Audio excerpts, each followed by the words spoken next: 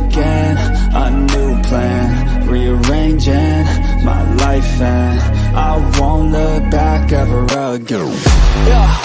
And you ain't see me activated. You better hope that you never see me agitated. I think about my actions, plan them out, evaluated. That's how I end up on the top, man, I'm calculated. My mind's a weapon, my body is the engine. I'm never second guessing, I just do what I was destined. Cause I feel I got the blessing, persistence and obsession. That's how you keep progressing, I already learned that lesson, yeah. I'm changing who I am, I'm making a new plan, rearranging my life, and I won't look back ever again. You can't stop what's moving, you can't stop what's moving. I'm changing my life, and I won't look back ever again. No fear, see clear, you deserve to be great. I know it feels like things get in your way. Push through those walls and the others will fall. Sit up, stand tall, you can get through it all. I need some energy, anxiety's no friend to me. I have a short memory, I don't really remember things. That's how I move on, that's how I stay strong. A new day's on, I'll keep moving right along. And I feel like the pain in the past, it needs to stay in the past. You gotta take off the cast. I wanna feel like I'm a new person.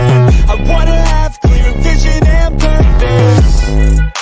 And I feel like the pain shouldn't last. If you can move on and past the things that make you feel bad, and you can change in your brain, I'm certain. I've done it before, and man, I'm not perfect. I'm changing who I am, I'm making a new plan, rearranging my life, and I won't look back ever again. You can't stop what's moving, you can't stop what's moving. I'm changing my life, and I won't look back ever again. Hey guys, what is up? Welcome to the Sixers pregame show, Sixers vs. Clippers. I'm here with my guy from Set the Trend Sports Network, trending in the AM, my guy Phil Stifle. How you doing, my guy? What is going on, Mitchy Poo? How are you today? I was thinking to myself, how many times am I going to get called that during this show? You know, I'm sitting there thinking I should call you Mitchkoff, but then it's just natural. Like, I want to call you what you want, Mitchkoff, but I've called you Mitchy Poo for so damn long. It's a natural habit, you know. It's a muscle memory thing. It sticks, yeah. When I actually had never told anyone this. When I was in elementary school, they would call me that. They would call me that since elementary school. So it's just like, now it's brought it back up, and it's better this time go around. You know, it's definitely meant in a much nicer way, probably, than it was meant in elementary school, for sure. Yeah, yeah. But before we get started, man, let the people know where they can find you. Yeah, well, we're streaming live on the STT Sports Network, which STT stands for Set the Trends, setting the trends for what sports talk should be. I do trending in the AM Monday through Friday, 8 a.m. to 9:30, taking your opinions on all things Philly sports and in world and everything else going on in the world. And you can find me at Bearded Knowledge on every social media platform, TikTok, Instagram, Facebook, you know, wherever it is. That's how you find me on there. So that's what we do. This is what, number 4 today, show-wise. So, you know, I'm ready to empty out the gas can here for the Sixers pregame show. Right. And for me, you can find me at Mitch Coxey on YouTube, Twitter, my second channel, MK Meets World. I uploaded 2 reaction videos over there already. Went live today twice. You can check me out on the Hardcore Sports Network.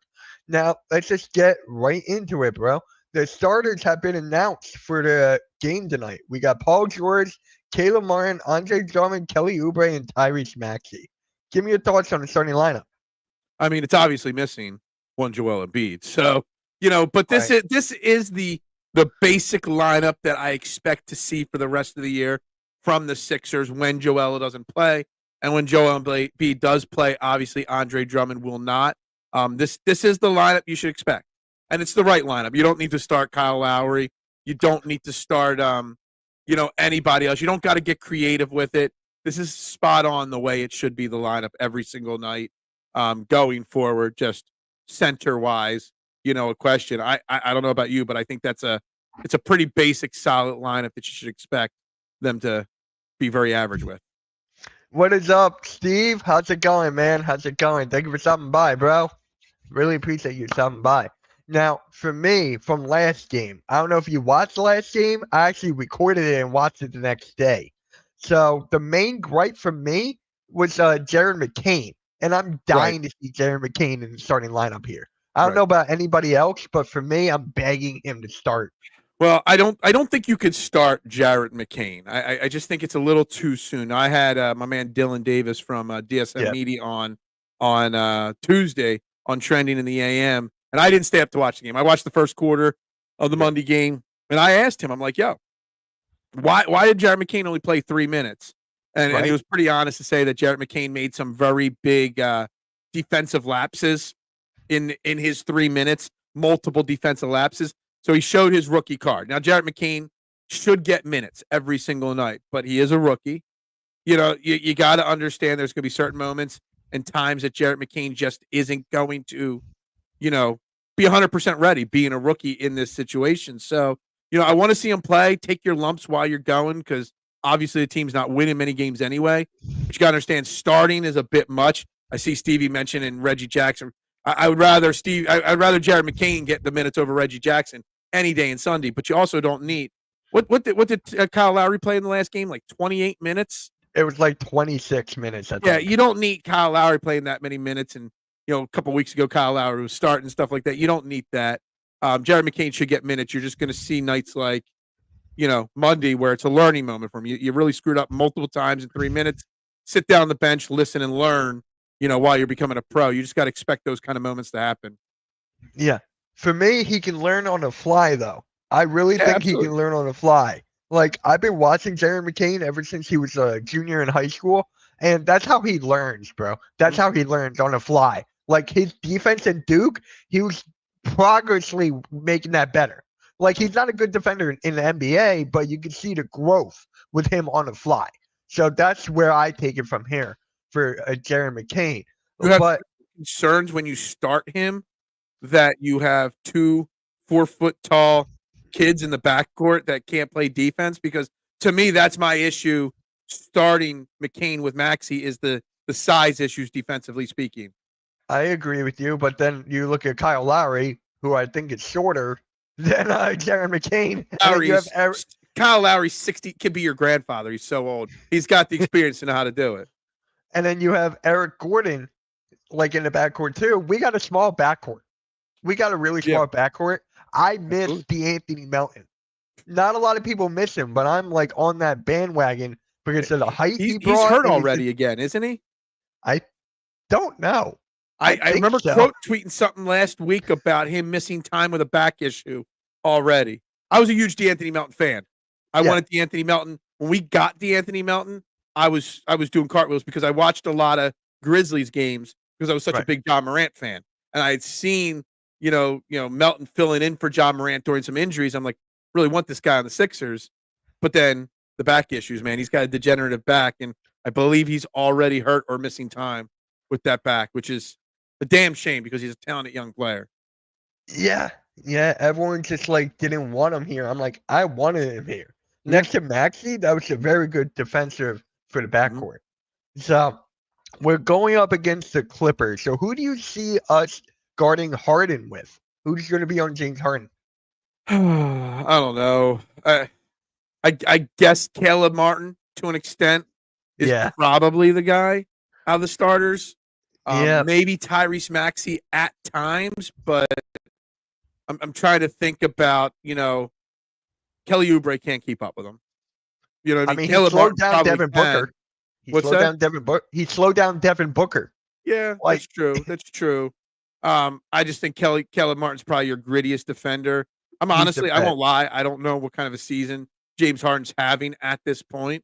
But it's probably going to be Caleb Martin, maybe a touch of Kelly Oubre. I would prefer it not be Tyrese Maxey though. No, I'm right with you on that. Caleb Martin's the best perimeter defender that we got. So for me, I'm like, just have him on James Harden, like at all costs. I just want to see him block up Harden. And it's actually kind of funny. We're seeing Paul George against Paul George should guard James Harden. I wouldn't mind that. I'm just trying to think of what I got to pull it up real quick. what the Clippers starting Yeah, I don't. lineup is even like. Here, let me. I got I'm that. pulling up. Oh, you could do it on there too. I was just going to pull up their most recent game and just go off the box score. Who Right. started? Um, which their I was last gonna game was go on. against the Spurs a few nights ago, and they started Jones, Zubac, Harden, Terrence Mann, and Norman Powell.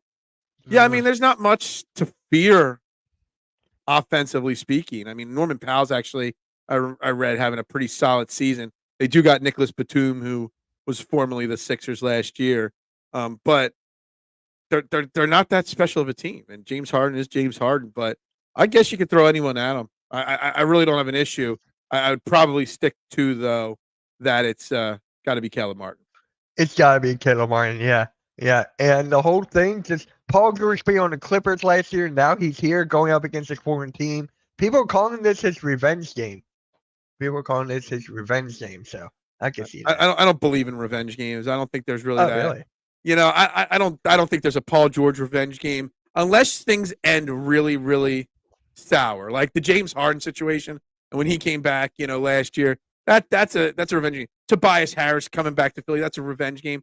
But Paul George just left in free agency. It wasn't like there was a lot of ill will, from my knowledge. I mean, Yeah. maybe he wanted to be paid a little bit more, but I don't think it ended badly. I think he still wants to be in LA. He's an LA guy. I don't think it ended badly. So I don't think it's that much of a revenge game for Paul George. I just want to see Paul George go out there and play well. That's all, you know, and take another step forward with this team because we kind of need him to. Can't have him shooting 7 from 3 or whatever. That was just ugly. First game back, gotta get the rust off. But Absolutely. I see it. Max is gonna show the master, aka James Harden, his new moves. I like that. The moves that James Harden taught him. Right? I love that. It's going to be a James Harden revenge game. See? Oh, other way. Yeah, I can see that. Yeah. I can see I don't really buy that. that. Unless it ends like Durant leaving OKC, it can't be called a revenge game. It just depends what you call a revenge game. Yeah, I think it just depends on the situation with each player leaving a team. I don't think there's much massively major animosity between Paul George and the Clippers for it to be a revenge game. I mean, he wanted the money. They said no. But Yeah. either way. No, they didn't say no. They said, if I remember correctly, it wasn't the money, it was the years. Like the dollar amount per year was there. It was that Paul George wanted that. Well, I forget what the exact number was. Say it was $50 million. They offered him 3 years, $50 million. The Sixers did 4 years, $50 million. He wanted that fourth year that the Clippers weren't willing to go to. And I think that's all. What he just wanted that extra year of job security. Yeah. And let's face it, it's a better fit here in the Sixers for him than it is in LA now. Yeah. LA is just him and Harden. Kind of sad. But there's too much movement. Kawhi in the too, NBA. to an extent. Just Kawhi plays even less than Joel Embiid. So Yeah. I remember when I went live and someone in the chat was like, Mitch, Joel Embiid is like Kawhi Leonard.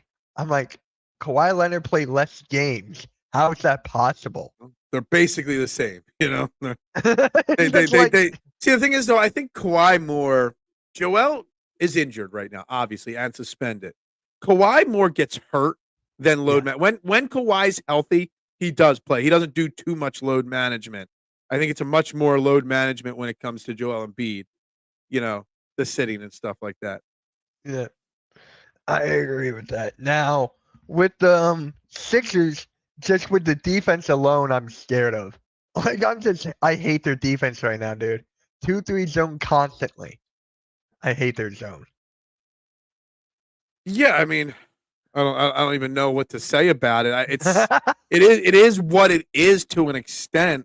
You can't judge the zone, you can't judge the defense, you can't judge the offense until we have the full complement of team together.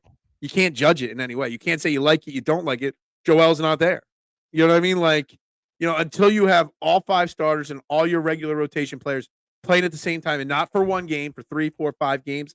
I can't say whether, like, I'm watching these games and what are they? 1-5 or 1-6? The Sixers. 1-5. They're 1-6 is the Bucks. I've watched at least some of all 6 games.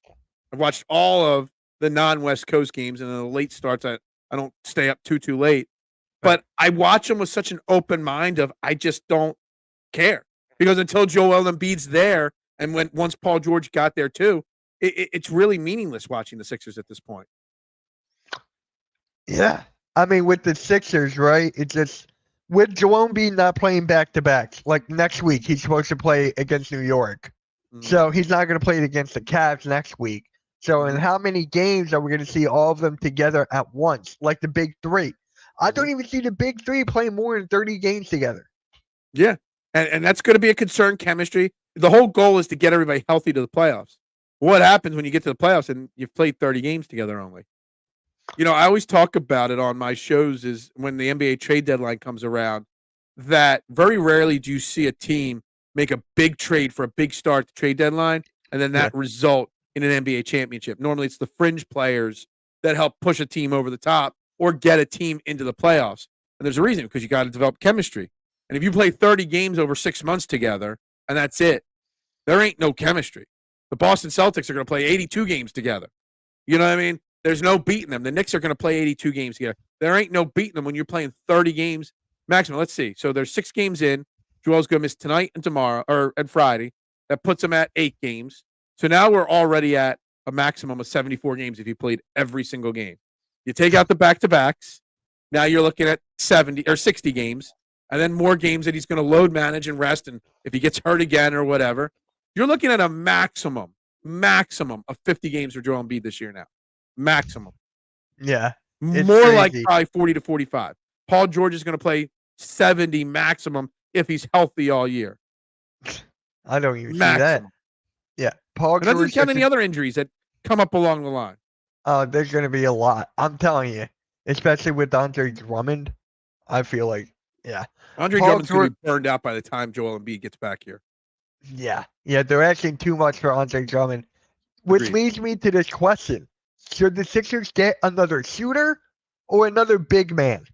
Because for me, I feel like it's another big man. Last game, we let up 53 points in the paint. Yeah, I mean, look, Andre Drummond was brought here to be the backup to Joel Embiid, not to be a starter, every single game playing 35 minutes a game. Or I know he only played like 15 or 16 in the last game, but, it's too early to say what the team needs because we still haven't seen the whole team play together. I get what you're saying, needing a big man, and maybe they do, but that's also where you've got a Dem Bona, get your Bona going and throw him out there. You're losing the games anyway. You want to play Jared McCain, don't you? So why aren't you playing a Dem Bona for 10 minutes a game? Just to get him some of that on-the-clock experience. It's why not? Till you get everybody together, you can't make decisions on who you need to add. But they do need to protect Andre Drummond a bit.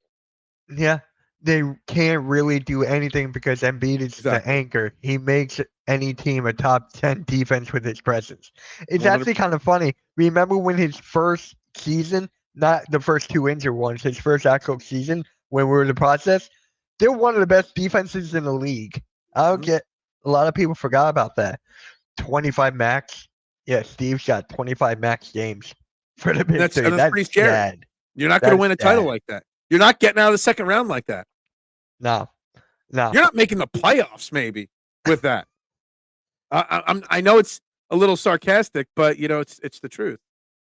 Playoffs? Don't talk about it. Playoffs? You kidding me? Playoffs?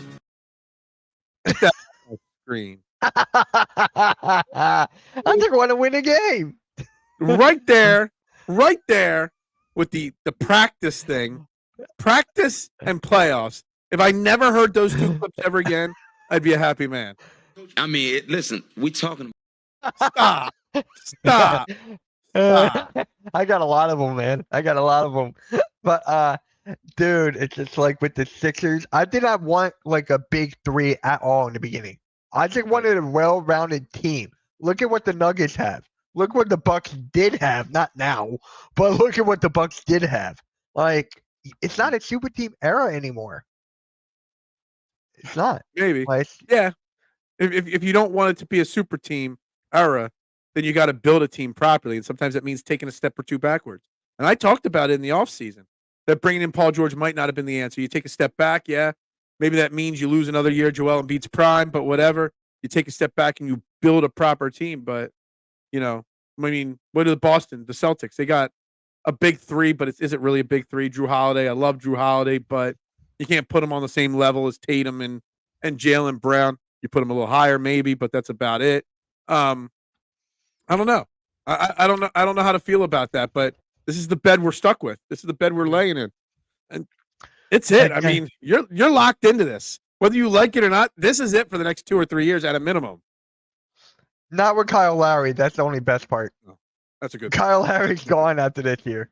You know, with the Eagles, how Brandon Graham says, "I'm playing pretty good. Maybe I'll stay another year and not retire." Kyle Lowry's done after this year, even though he is one of our best 3-point shooters this year right now.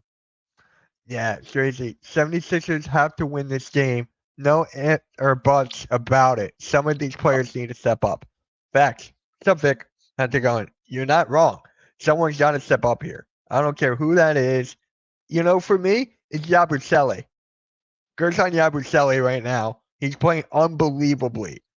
What's your thoughts on Yabusele? The Yabusele hype train's going to hit a brick wall eventually here. Yabusele was brought here to be a bench guy, a 10-minute, 20-minute hustle guy, not a guy taking 11 3-point shots a game, not a guy that's, you know, in your top 4 in scoring. That is not why Yabusele was brought here. Yabusele failed the first time he was here. He did okay in overseas. I still stand by it. The only reason why he got a job is because he posterized LeBron. If he didn't posterize LeBron, he would have never had an NBA contract anyway. No one would have noticed him.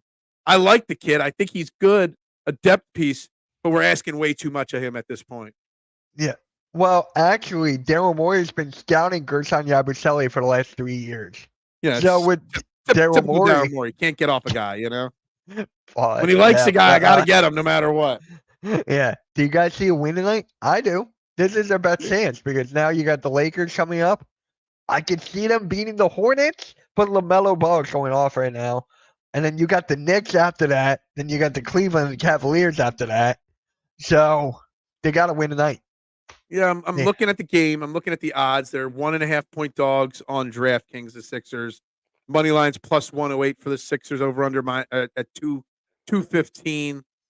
1.5-point line is, considering how bad the Sixers have been, considering that they're 1-5, you know, a plus 1.5 is not bad. It does kind of tell me that the Sixers have a damn good chance tonight. It's game 2 with Paul George.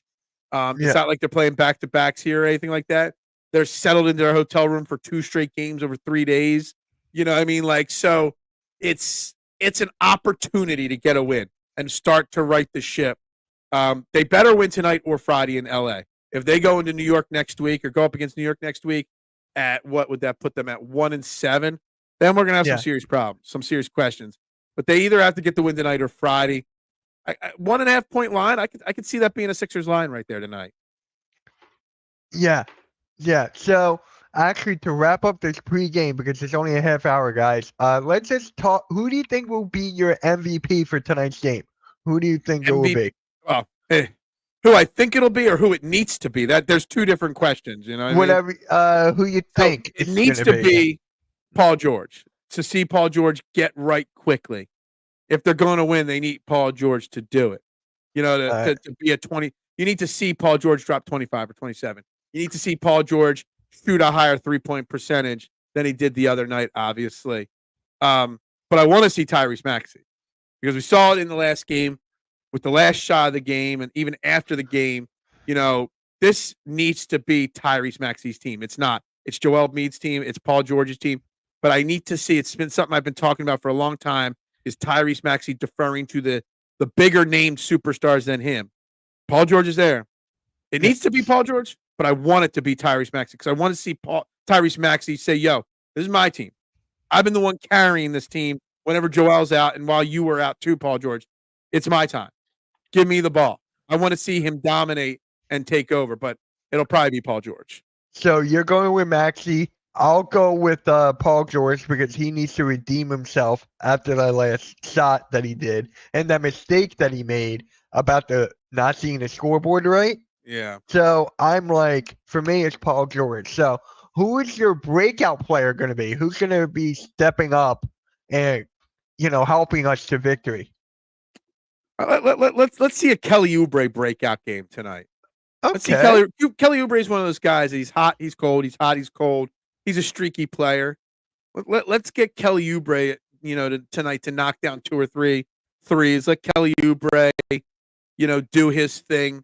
He's an awkward looking player when he's out there. Like sometimes he looks great, sometimes he looks like he's got 2 left feet. But let's see Kelly Oubre get a little breakout tonight and knock down some big buckets in some key moments.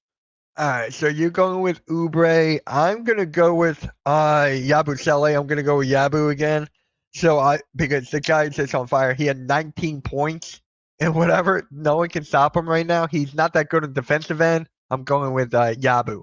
So who is your defensive player of the game? Who do you think? You're asking me a lot of questions for 10 o'clock tonight, man. I wasn't prepared for all these questions here. That's it. And then the prediction. No, it's all good. Andre Drummond, defensive player of the game. Andre Drummond doesn't like the way the last game went. I think it's a pretty easy answer. Andre Drummond will go out there and grab 14 boards tonight. Andre Drummond will have 2 block shots tonight. Andre Drummond will dominate the glass again like he did earlier in the season.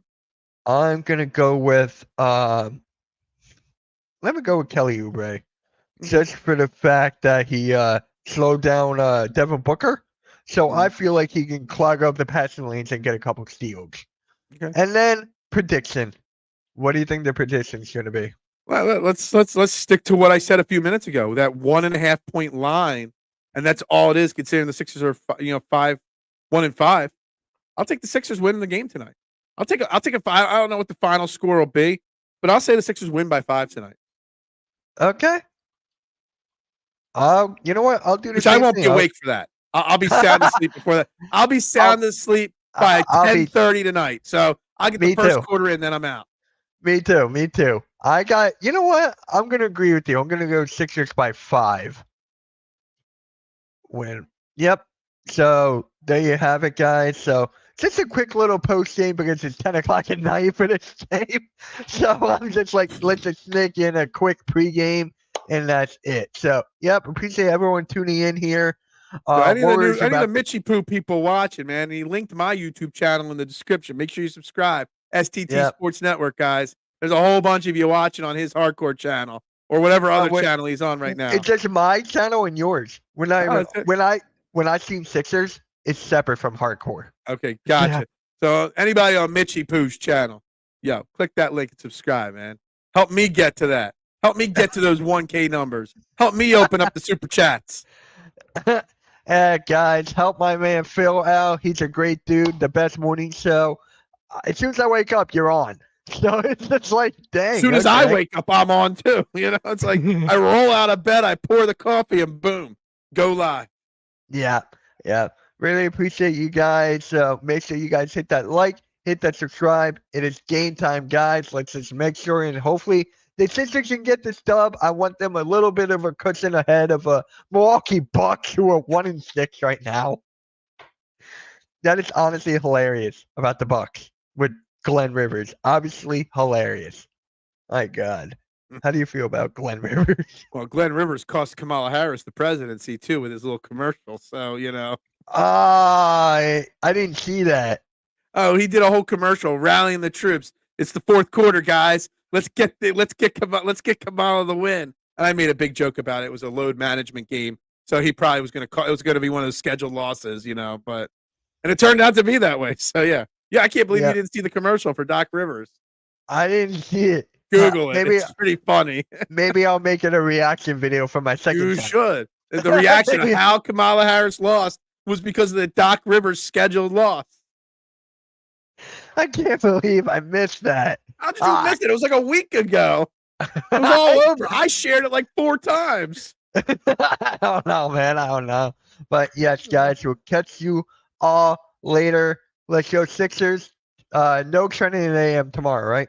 No, I got to get my yearly physical. I got to keep my pretty face healthy and happy. Yep. Without further ado, guys, we'll catch you all later and have a great night, guys. Peace.